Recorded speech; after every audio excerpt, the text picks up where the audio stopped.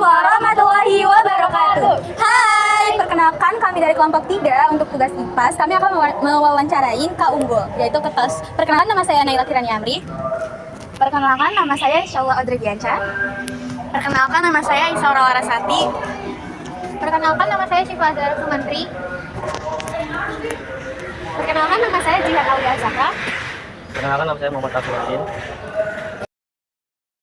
Hai Kak, boleh izin tanya-tanya nggak? Boleh. Aku mau nanya nih, apa alasan kamu ingin menjadi ketua OSIS?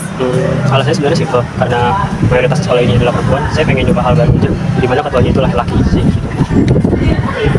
Apa visi dan misi kamu menjadi ketua OSIS?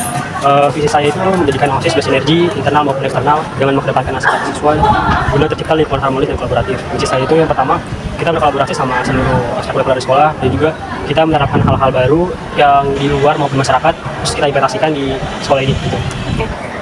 Apa alasan kakak yang membuat merasa pantas gitu jadi ketua OSIS?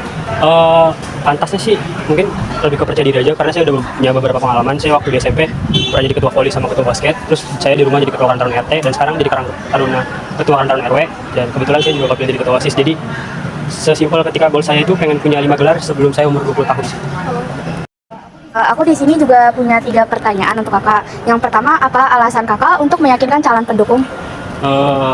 Lebih nggak ngasih harapan, cuman kita lebih nekenin itu sesuatu yang pengen kita raih. Kayak menjadi OSIS itu sebenarnya balik lagi dari siswa kembali ke siswa. Jadi tahapannya itu yang pertama saya nyari suara dulu dari mereka maunya apa, dan ketika udah dapet dari beberapa sudut pandang, kita simpulin dulu sama wakil saya, dan akhirnya alhamdulillahnya dikasih amanah dari teman-teman sekolah sih. Oke. Yang kedua itu bagaimana cara kakak membangun komunikasi dan kerjasama dengan pengurus inti lainnya? Komunikasi. Kalau kita tuh di pengurus inti ada grup, dan juga mungkin kita mau ada beberapa nextnya itu mau ada program di mana OSIS itu nggak hanya program ngurusin siswa, tapi kita mau ada keluarganya itu. Jadi mau bertemu setiap anggota di pengurus OSIS itu setiap kali Sabtu, tapi ketemunya itu santai dan ngebahas hal-hal sering-sering aja sih. Oke. Untuk yang terakhir, bagaimana komitmen kakak apabila terpilih menjadi ketua OSIS? Komitmen, janji mungkin ya. Jadi ada beberapa proker saya yang mungkin saya janjikan ke teman-teman semua. Dari semua itu ada satu proker yang mungkin agak sulit daripada semua proker, dan satu proker ini masih kita usahakan. Jikalau nanti proker ini tidak disetujui dari pihak sekolah, mungkin kita bakal ada pengantisipasiannya, pengganti proker itu, namun juga tidak mengurangi kualitas dari yang kita buat juga. Oke, terima kasih kak. Apa jaminan yang kakak berikan terhadap janji dan komitmen sebagai ketua OSIS? Jaminannya itu lebih ke transparansi. Jadi kita tuh ada beberapa program yang mungkin udah terjalan dari saya maupun yang udah terjalan dari saya, itu kita mau ada transparansi dari OSIS. Jadi sesuatu yang udah terjalan maupun belum, buat teman-teman semua bisa cek di IG saja, karena semua informasinya bakal ada di situ. Apabila terjadi konflik antar anggota, bagaimana kakak akan menyelesaikannya? Kalau buat di OSIS DPB sendiri yang saya pimpin itu, kalau ada konflik itu sebenarnya lebih mereka tuh nutupin dari saya, tapi antisipasi dari saya itu lebih ke menekankan daripada ketua-ketua mereka, ketua kabitnya.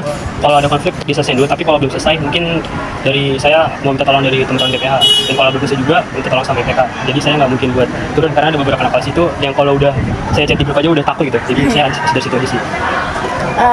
Program apa saja yang sudah kakak jalankan selama masa kepemimpinan ini? Yang pertama itu udah ada dari proker saya, itu udah ada Madin Digital, itu udah di blogger. Buat teman-teman yang mau lihat, ada di grup MPK di deskripsinya. Yang kedua, saya mau ada Dinamika Bramal, itu lagi karena kebetulan dari teman-teman DPH lagi ada PKL semua. Nanti insya Allah 2 bulan lagi kita bakal ada bagi-bagi jumlah terpal bagi siswa DP. Buat ada satu proker lagi, yaitu memutarkan lagu playlist. Itu masih dipertimbangkan karena ada beberapa kelas 12 dan jamnya itu ekstra aja beda. Jadi mungkin kalau kelas 12 sudah lulus, nanti bisa kami ajukan lagi gitu. Bagaimana gambaran gaya kepemimpinan Anda?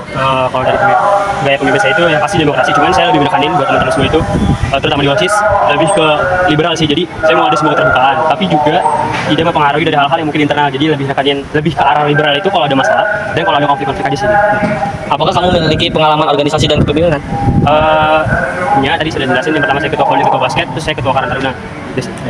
Menurut kakak, apa saja tugas seorang ketua OSIS? Tugas itu yang pasti, yang pertama itu dari janji komitmen. Yang pertama dia menjadi ketua OSIS, yang kedua dia lebih ke monitoring terhadap anggota-anggotanya, dan yang ketiga sebenarnya yang berat itu bukan tugas tapi lebih ke tanggung jawabnya aja, karena sesuatu yang dilakukan dari OSIS itu pasti kenanya ke ketua-ketua lagi gitu sih. Bagaimana cara kamu meningkatkan partisipasi warga sekolah untuk peduli terhadap OSIS dan keikutsertaan organisasi lainnya? Yang pertama itu biasanya dari adanya MPLS dari MOS. Dari situ biasanya dari masing-masing school buat nampilin, tapi kalau buat dari OSIS sendiri, menurut saya tanpa dia harus kenalin, orang-orang juga udah tahu sebenarnya sekolah OSIS, dan mungkin lebih menekankan bahwa di OSIS DPM itu ada apa aja. Selanjutnya, bagaimana cara kamu membangun koordinasi dengan guru dan sekolah sebagai ketua OSIS? Bahwa koordinasi itu yang pasti itu sebelumnya ketua OSIS itu dia udah punya relasi buat guru-guru tinggal gimana mereka tindak lanjut apalagi dari ketua OSIS. Cuman kalau buat dari saya pribadi, saya tidak terlalu mempertimbangkan dari komunikasi guru. Yang pasti karena kita udah ada koordinasi sendiri, dan mungkin koordinasinya itu lebih ke kalau misalkan event kita minta pendapat dari beberapa guru aja sih. Oke, selanjutnya bagaimana cara kakak membagi waktu antara PKL, sekolah, dan juga tugas OSIS? Bagi waktunya itu kalau pagi misalkan saya lagi PKL, saya cuekin organisasi, cuekin juga dari tugas lainnya. Tapi kalau saya di rumah, saya biasanya buat list dulu sih hari ini mau ngapain aja, dan kebetulan list saya itu selalu penuh. Dan buat hari yang pasti itu PKL selesai dulu, terus habis itu sorenya misalkan jam kosong organisasi, dan malam itu bisa di tugas. Pokoknya kalau ada jam kosong itu diisi sama hal-hal yang nggak mungkin kosong sih. Oke. Bagaimana cara pemilihan yang Anda lalui selama ini? Pemilihannya itu kebetulan sekolah kita itu masih demokrasi sih. Oke, terima kasih. Sejak kapan? Terus masa jabatannya Kak Unggul ini dari kapan aja? Masa jabatan saya itu dari bulan November sampai sekarang itu kurang lebih 4 bulan. Tapi buat masa jabatan ketua OSIS itu kurang lebih 1 tahun sih. Suka duka menjadi ketua OSIS itu apa aja sih Kak Unggul? Sukanya itu seru sebenarnya, dapat teman baru, dapat relasi baru. Cuman dukanya itu ya kalau ada masalah di OSIS itu pasti yang duluan dilirik itu ketuanya sih. Terus selanjutnya pertanyaannya, apa tantangan terbesar menjadi ketua OSIS Kak Unggul? Tantangannya itu nahan emosi sebenarnya, karena saya sering emosi. Jadi tantangannya itu kalau ada beberapa masalah atau konflik di organisasi, saya kadang suka bingung atasnya gimana. Yang pasti nahan emosinya aja sih yang susah. Oke, makasih ya Kak Unggul udah mau diwawancara sama kita sama kelompok kita. Pokoknya terima kasih udah meluangkan waktunya untuk kita. Ya, sama-sama, semoga sukses ke depannya. Ya, terima kasih. Sekian video presentasi wawancara dari kami, kurang lebihnya mohon maaf. Terima kasih sudah menonton. Wassalamualaikum warahmatullahi wabarakatuh.